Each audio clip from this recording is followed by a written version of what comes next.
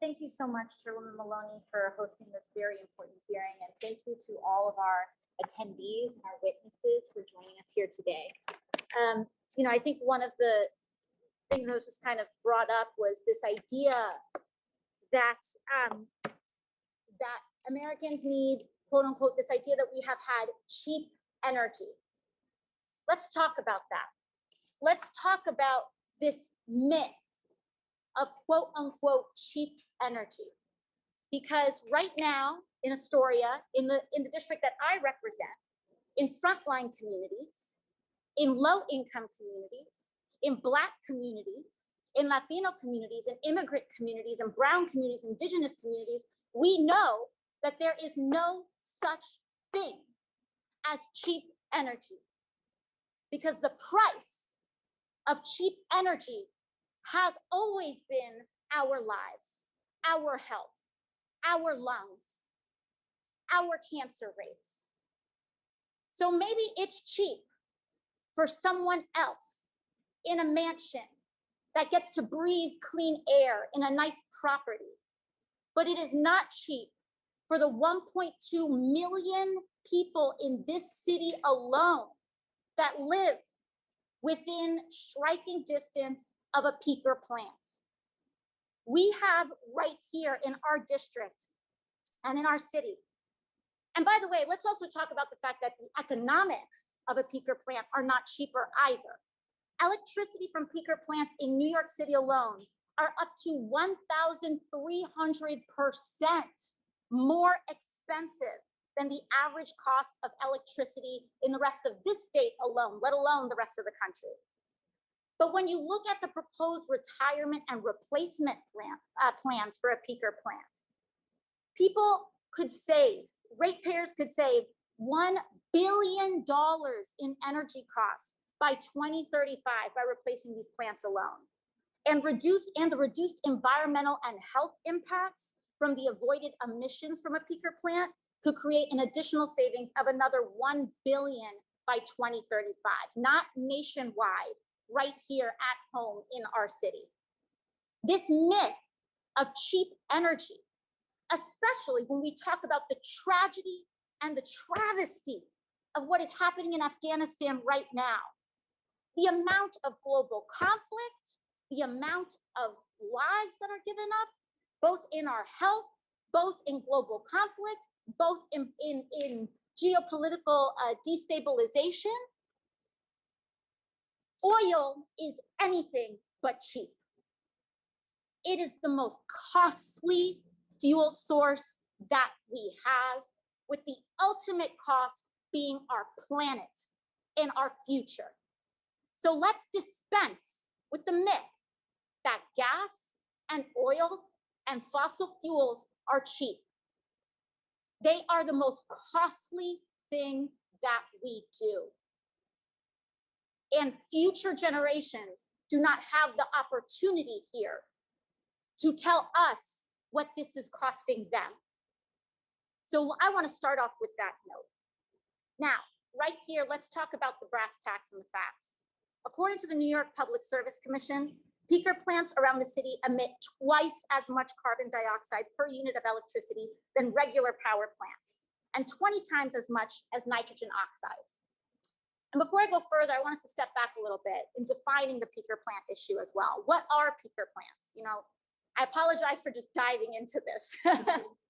What is a peaker plant for folks following at home? During the summer and during other periods of intense power needs, when everyone, especially during a heat wave, and this situation will get worse as climate change bears on, we all need to keep cool, both for our safety, for our comfort, etc. So if you have everyone in New York City all of a sudden starting to turn on an air conditioner, for example, or across the country during a heat wave, if everyone's turning on an air conditioner, that creates a sudden load into our power systems, sudden demand. That goes and elevates beyond the average power use in a community.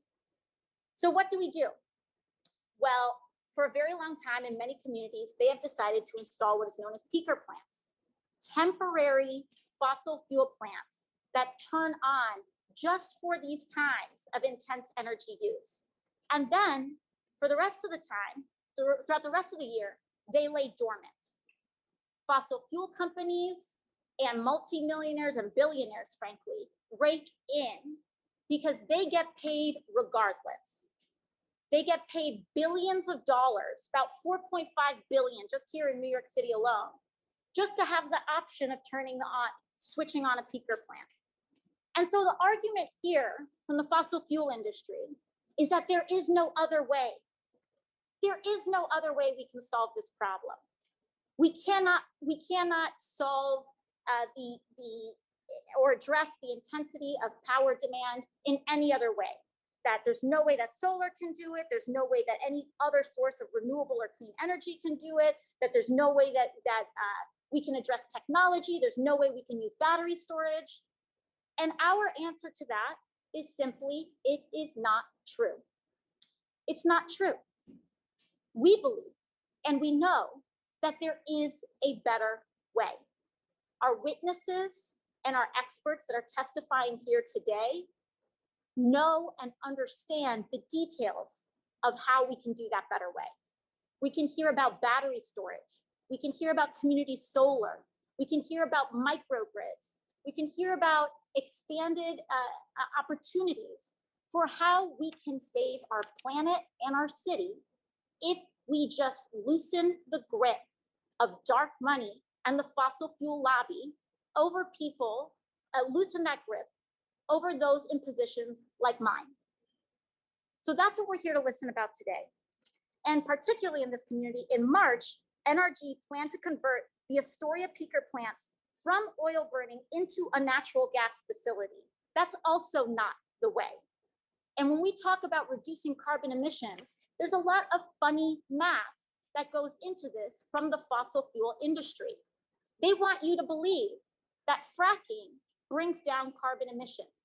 What they don't tell you is that it skyrockets methane emissions, which are up to 68 times more concentrated and powerful than CO2 emissions in trapping heat in our atmosphere, in our environment. So let's cut the jokes, let's cut the funny math, let's cut the tricks, and let's actually discuss how we truly solve our problem instead of using methane and carbon and really just using all of these euphemisms to save and coddle the fossil fuel industry. We need to talk about just transitions. We need to talk about how we're going to support fossil fuel workers in this transition. We need to talk about how we're going to center and repair the damage done in frontline communities in the name of quote unquote cheap gas. And we need to make sure how we chart a positive and hopeful and optimistic path for our future, because we're living with this regardless. We can either choose to suffer more or we can choose to come together and change the path of our future. And that's why we're here today. So again, I'd like to thank our witnesses. I'd like to thank our chairwoman for hosting us today. And I look forward to the discussion.